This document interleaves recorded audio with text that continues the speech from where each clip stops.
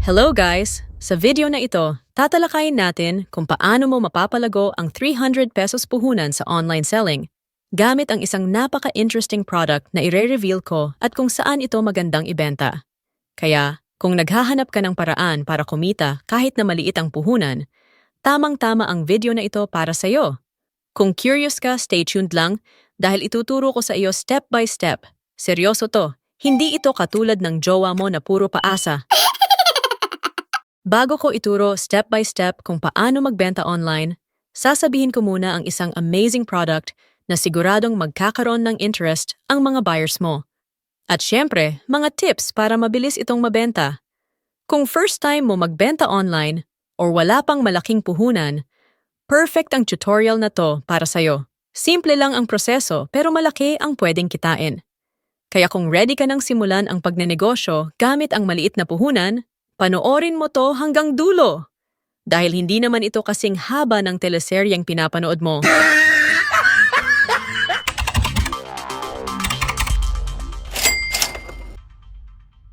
Alright, ready ka na ba sa pinakamadaling iset up at pinaka-cool na device? Kasi ang pag-uusapan natin ngayon ay tungkol sa isang amazing security device. Maghanda na para sa next level home security, introducing the Wi-Fi CCTV bulb. Oo, tama ang narinig nyo. Light bulb at CCTV in one. Para itong Google, lahat ng hinahanap mo nasa kanya na. Imagine, isang ilaw lang pero may 360-degree camera, motion detector, at night vision pa. Para itong gadget ng isang secret agent. Tara sabay natin panoorin ang product video habang nagkakape tayo. Para sa mga naghahanap ng murang CCTV at napakadali lang i-install, pwede nyo i-consider to. Ikakabit nyo lang to sa light bulb socket. Hindi nyo na kailangan pang mag-hire na mag-i-install nito dahil kahit nasa bahay lang kayo ay kayang-kaya nyo na tong gawin. Marami ako nagustuhan sa CCTV na to. Meron siyang internal mic, meron din siyang speaker, at meron din siyang lalagyan ng SD card. At umiikot nga pala to ng 360 degrees. Meron na din pala siyang kasama na free na bulb socket at may mga kasama na din siyang tornilyo. At syempre, hindi din mawawala itong product manual. Kaya naman dali-dali ay lumabas na ako para ikabit na to dito sa labas ng bahay namin. Meron na nga pala ditong light bulb kaya ang gagawin ko ay tatanggalin ko na lang to at ikakabit ko dito yung CCTV. Ganito lang siya kadali ikabit at gamitin at buksan na natin yung ilaw. Kailangan nga pala nating i-download to sa App Store itong V380 Pro para makonect natin dito sa CCTV. Pwede nga pala to sa Android at iOS. At ganito na yung itsura niya pag nakakonect na. Grabe, sobrang linaw, HD talaga. Meron nga din pala tong intercom kung saan pwede nyo kausapin yung nasa loob ng bahay at pwede nyo rin kausapin yung nasa labas ng bahay. Sound check. Pakibukas po yung pinto. Oo, di ba? Ang galing. Ang isa pa sa pinaka nagustuhan ko dito ay meron siyang motion detector kung saan pag meron siyang nakitang taong naglalakad ay susundan niya to kahit saan to magpunta. Ngayon naman ay subukan natin i-activate itong alarm. Ewan ko na lang talaga kung hindi pa mapakaripas ng takbo yung mga magnanakaw. Ngayon naman ay testingin natin tong night mode niya. At kung makikita nyo guys yung camera niya, activated na yung night vision. Kaya naman kahit napakadilim ay napakaganda pa rin talaga ng quality niya. Kung makikita nyo yung video, napakalinaw pa rin at napaka-sharp talaga. Kaya naman sobrang bilib na bilib talaga ako dito sa CCTV na to. Oh ayan guys, sabi ko sa'yo nakakabilib ang device na ito. Maliit pero siksik sa magagandang features. Okay, highlight ko lang ang mga features ng astig na device na ito. Ang Wi-Fi CCTV bulb ay hindi lang basta-bastang ilaw. It's also a full HD 1080p camera, malinaw at may 4 times digital zoom. Motion detection with auto tracking and message alert. Wi-Fi connection. Pwede rin ito sa AP connection. Kaya naman pwedeng kahit walang internet. 360-degree camera, kita bawat sulok ng area. App, V380 Pro. Pwede sa PC, Android or iOS.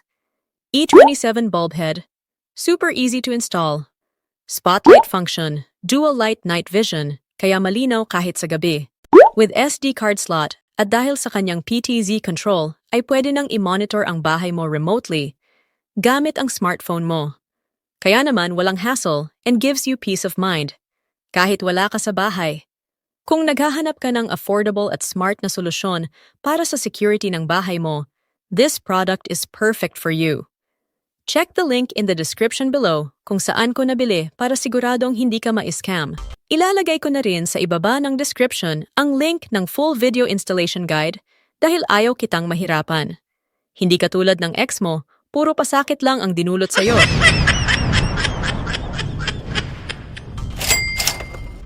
Ngayon, punta na tayo kung paano at kung saan natin ito ibebenta. Tulad ng sinabi ko, ang video na ito para sa gustong magnegosyo pero walang sapat na puhunan, tamang-tama din ito sa mga naghahanap ng extra income. Kaya ang gagamitin natin ay ang Facebook Marketplace. Bakit dito?